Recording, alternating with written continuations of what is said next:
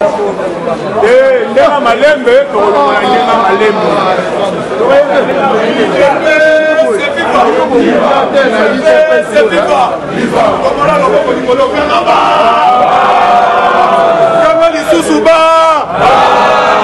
Combattant les nefoyo, au petit bois, moi c'est l'inini. Combattant dans un bisayo, les nefo, au petit bois, moi c'est l'inini. Combattant Kobanga Kate, Koyebisa Kyo, Kobanga Lunga Naka Nabiso, et comme Naka, Badivetere. Yebisa déjà, Bandeko Nayo na cité. Yebisa déjà les nefs, Soko Tikali, et Talio, parce que les nefs, il fallait pour Toulouse, Matamaka, l'Etikala. L'Etikala, c'est parce que le lot. Biso tokosala oyo tobengi sitting même na limité pona ko rappeler que na carnaval ya Mombamba pote to rappeler bango bakolo balabala ezaide idepes tombola loboko likolo ganga ba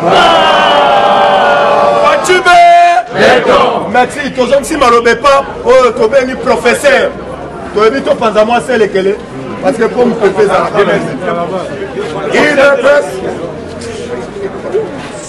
mettez aussi à poche.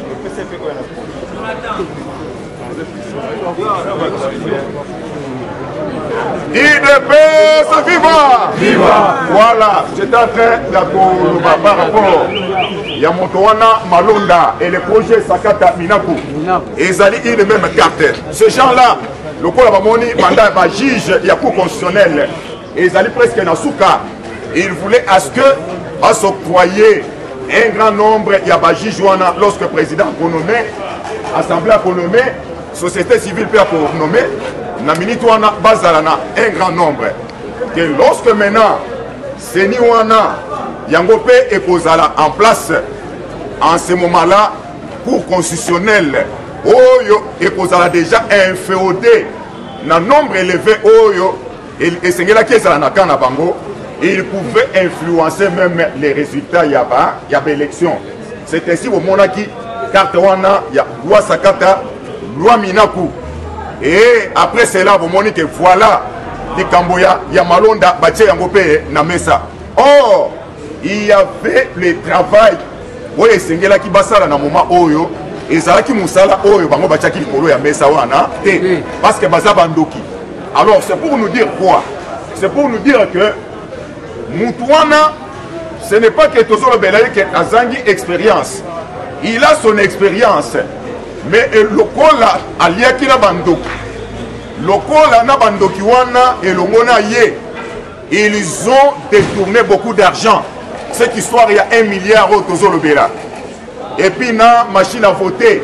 Oh, Basoma qui n'a 400 $, mais Bakoma qui 1500 $. Voilà. On ne peut pas donner à un voleur une autre fonction pendant que Moussala Oya Outi Kosala, il n'a pas encore fait les rapports. A Tikalina nous pour rendre compte à Moussala Oya Outi Kosala de Kozo de sous poste Moussou Kopé ça y est. Non. Ils doivent commencer à partir à Nanga, Basengezi, Jean-Pierre Kalamba, Naye, toute cette équipe-là, ils doivent commencer par nous rendre compte.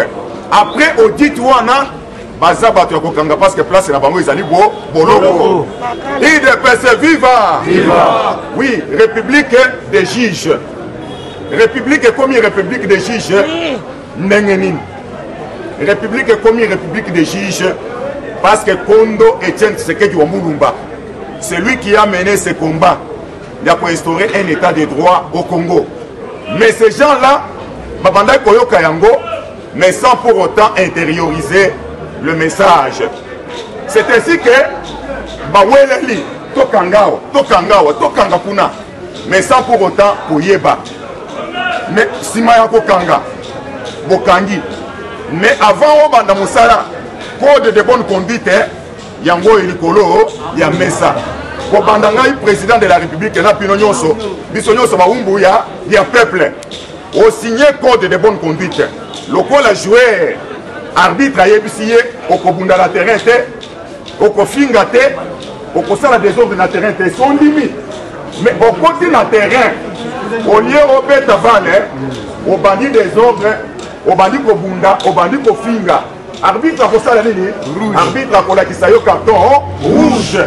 yango wana bomoni au jour d'aujourd'hui oyemei oboye na boye yemei yango azali soso wapi parce que le ministre au moment où nous vous parlons il est dehors. C'est lui qui a déposé mon candidat à prorogation et état d'urgence, c'est son fils qui vient de déposer qui yango.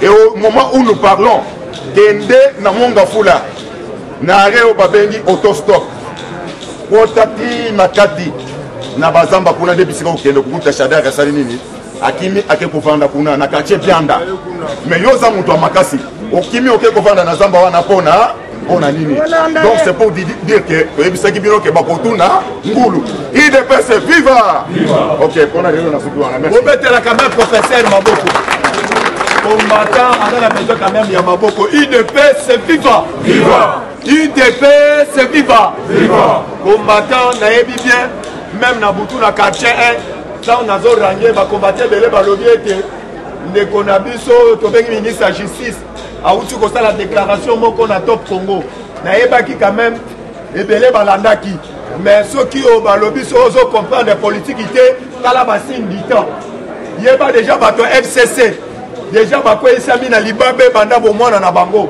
okomo na papa ya mukolo azoloba ete nazozela moto ya yemei il fallait comprendre ete bakomi na kindoki makasi yango comprenaki ete oyo tobengi adjoint na ye mpona kodepose oyo tobengi document oyo ya état d'urgence ezalaki adjoint na ye parce que bisika ozali yo combattant averti sala oyo tobengi analyse fiable okocomprendre mwana mai aza libanda awa tokobengisa po tozoboma nanu cartouche ya suka le vieux historien tobengisi notre président oyo ya des bonhommes bobetele quand même abo combattant UDPS viva viva. En tout cas lelo tosepeli toya lisusu awa toyebisi bino lelo na obetaka debord eza bongo te na koloba makambo ya république du Sud Kivu bakangaka ete basali nini biso tokanisaki ke eza bato ya INC nzoka DPPRD mutu aza na se UDPS viva azali chef du quartier na Sud Kivu azali mutu ya PPRD bakangaki elobi mukamate yende mutu asalaki je wana ya kotia badrapo ya Sud Kivu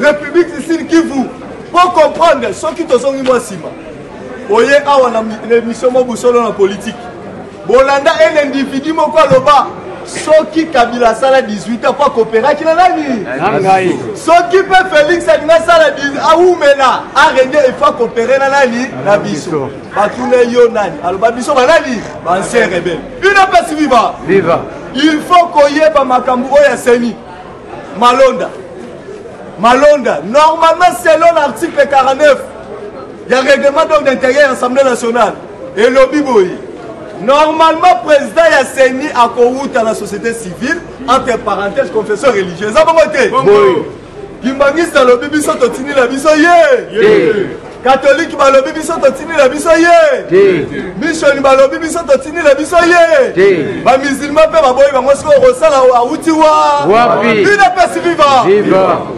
normalement toyebi il faut bato o bazobima basala remise et reprise na bato ba côté ça bongo te mais Rosa Malonda za na équipe o bazobima est-ce que bokolinga yango yango wana toyebisi bango le 9 bakita bamata tosengi Shadara sala susu lol mususu ya machete apes bise tokokutala bango na nzela bobangelo côté Janine Mabunda Kei na lipa na Assemblée nationale. Est-ce que lipa na Félix Mdamatisi yango? Lipa na Mati Bandaka. Na yebisi bino FCC. Ba cartouche nyonso tuna maye. Fatime. Na lobby maleme. Semaine où toza au chef de l'État a convoqué réunion. Na ba généraux nyonso. Boyoka ba kabali moko bima awa. Chef de l'État lobby na lingi koyoka te. Ata soda moko le la salaire mais tous amuta malamu Félix Sekedi azali bénédiction oyo nzamba tineli biso bako to betelelo maboko pardon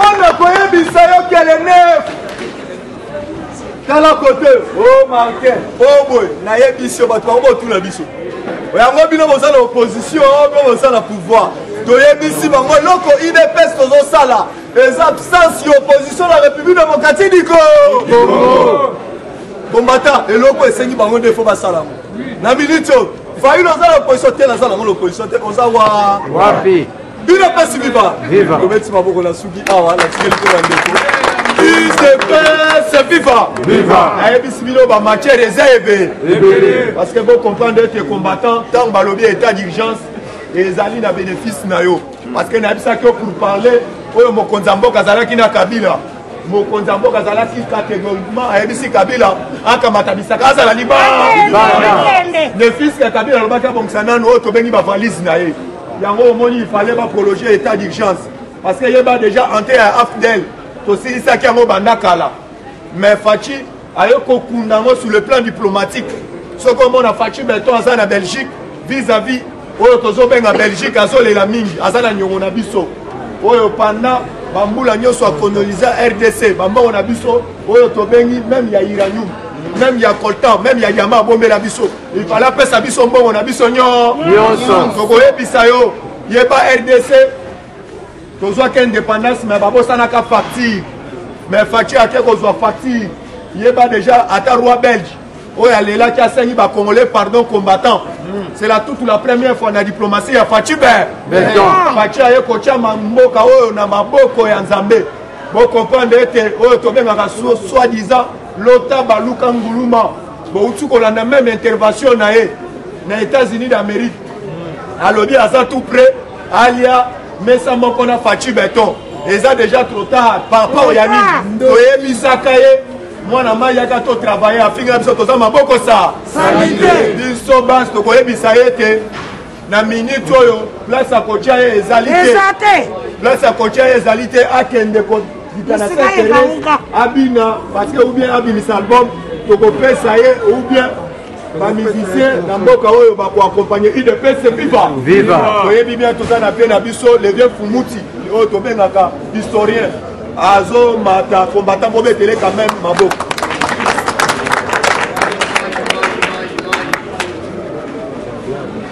IDPS viva IDPS viva lelo tozo sur la politique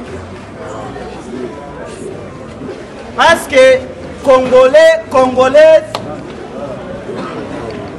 communauté internationale et nationale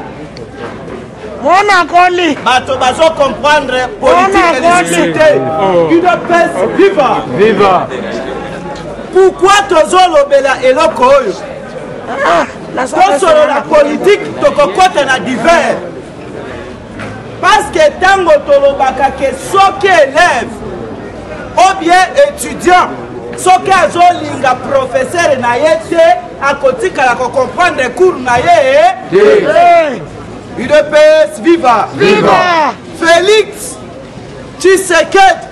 Tshisekedi Wamulumba UDPS viva maloba prophète alobaka ekokisami après beaucoup d'années UDPS viva cérémonie Tshisekedi asala na stade Tata Raphaël kala mingi te ezokokisama UDPS viva Kabila lalaka na kinga kati te mpona nini UDPS viva soki omoni la communauté internationale batieli yo drone de surveillance mpe soki omoni bapesi yo bamindele babanda kokengela yo yebaki ozali prisonnier à sein ouvert UDPS viva est-ce que mundele akokombatela noir jamais mundele akobatela nègre babengaka biso banègre basinge non mais soki omoni mundele akomi na nsima na yo yebaki ozali déjà matuza UDPS viva Félix akei Belgique les gens ne comprennent pas Belgique basengaka espace entre Brazzaville na RDC eloko nini ezalaka na kati bakovanda wapi likolo ya mai Jean-Marc ayebisi bino ke bato oyo bakonage basomba basauvetage po ete esauve bango nzoka nde na kati ya mai bangando mpe bazali soki osombi chambre yele yebakema koleko kozala nde na kati ngando mpe abendaka te asali nini abendi yo. Ça c'est la politique.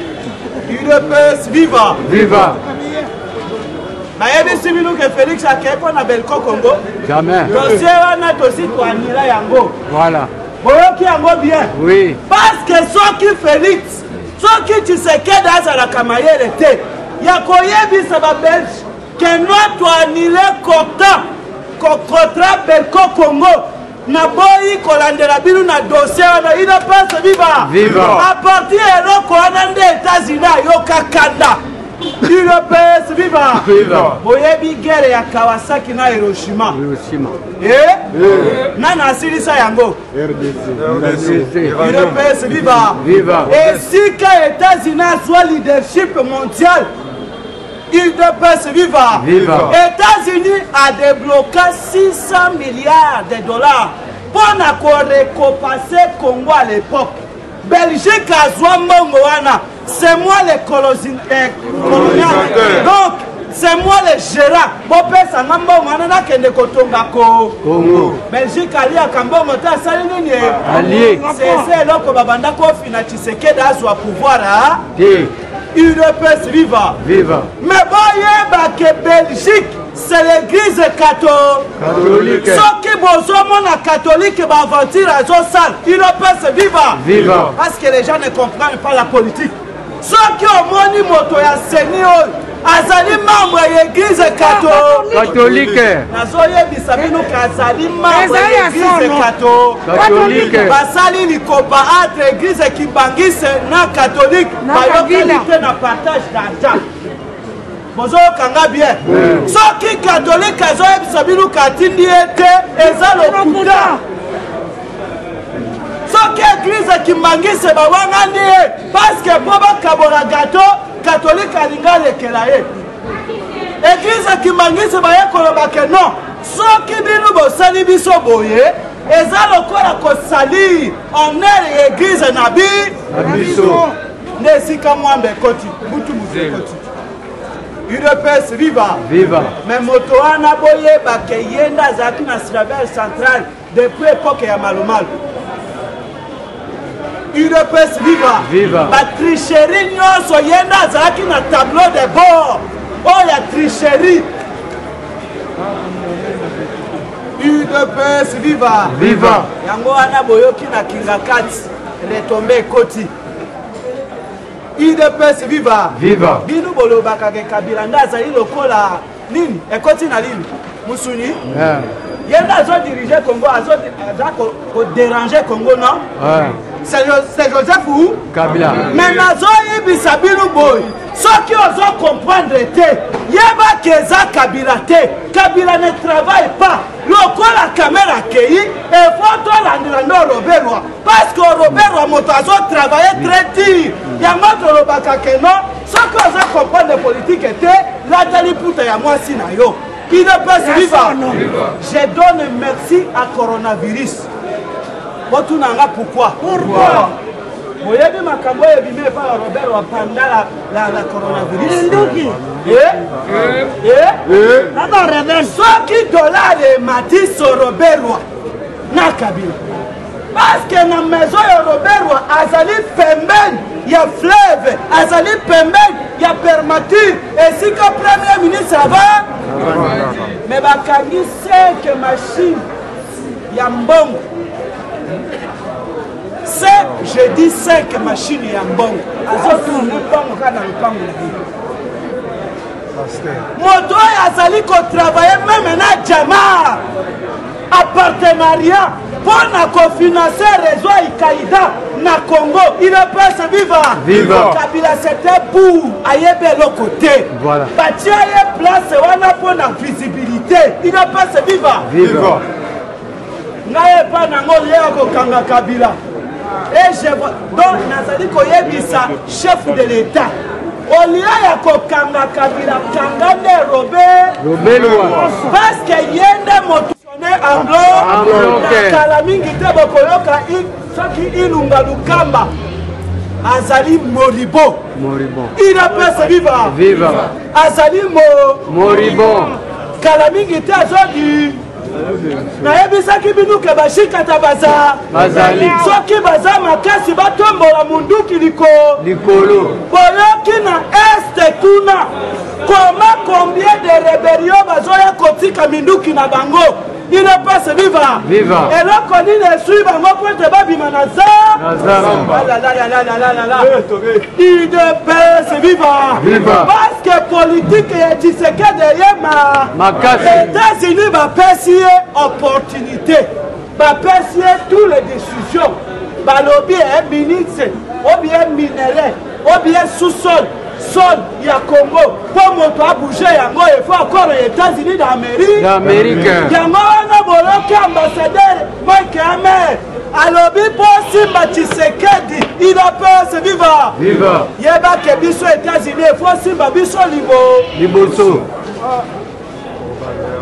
il peut se vivre bino bato bakomprenaka makambo te Mike Hammer akeye na fete ya bamama na Kasai akeye kosala nini Mike Hammer akomi ti esika baboma des experts il peut se vivre ayebisa bango nini est-ce que Mike Hammer akomi garde corps ya mama te mais c'est ça la politique, elle n'est pas statique, il est dynamique, on change au jour où il peut se vivre mais là comment qu'on a koyebisa yo yoka presse epenge soki presse epenge moto ya lamuka no achangeaka maloba te asali nini azoloba keno tokanisaki ke UDPS nde moto azosala makambo oyo me nzoka nde toye kokomprendre ke mabunda mayele na ye eza mayele ya nyoka azwi mayele na ye akei kosangisa na dia il peut se vivre akei kosangisa na diable c'est-à-dire mabunda eloko bazobanga po Félix adribla bango il peut se vivre yango nalobaka na congolais soki ozoloba ke Kabila azobloke mboka oyo oyebi eloko moko loba ke Félix azobloke bato ya FCC moyeba travailler boyebi ke Félix ayebisa bango ke na confine le passé te nde esika bato ya FCC bazwaki longonya il peut se vivre mais baye kotala ke non moto oyo alobaki ka confine le passé te il peut se vivre ntango asala réforme judiciaire il peut se vivre nzoka nde mabunda ye kotola nga mpe naza na problème Albert Yuma aza na problème parce que nazalaka ministre ya portefeuille à l'époque ntango bakozwa Yuma mpe akotanga ngai parce que mabunda détourna 400 millions de dollars américains il peut se vivre ntango mwasi abotaka te ndenge aza wana akozala na susi ya bakongole lolenge nini abotaka te aza kisimi soki kisita il peut se vivre moto ya ndenge wana bakoti aye na institution ya Congo te parce que aza na susi ata moko te ayoka douleur ya Fatima il peut se vivre ça va tokosolola lobi badiaspora nyonso boyebi historien de l'UDPS tozongi na kati ya terrain parce que tu récupéré opposition à pouvoir boyeba ke na Congo aucun parti politique ndenge chef de l'état lobaki que parti politique mon côté azali majorité na parlement donc ndenge bazali wana biso nyonso toza lolenge moko kala mingi te gouvernement ya sika ezoya tokomi na naza politicien soki nazo prépare kuna koyebisa adversaire na nga ata mokolo moko kozonga ya Félix boyebaka azokende États-Unis soki asisi Belgique azokende États-Unis soki alongwe na États-Unis azokutana badécideur ya Israël bato oyo bazwaka badécision Finale. Yango tolobaka ke soki balangage politique bozo comprendre te na kati etuluku boye. Benga moto na mopanzi tuna ye. Bozo kanga bien? Oui. UDPS viva. Papa kei ko préparer kolipo taya nango. UDPS viva. La diaspora boyebi numéro nanga plus 243 84 13 68 561. Bobenganga na numéro wana to solola malam. Merci beaucoup. Merci beaucoup la historien Maboko.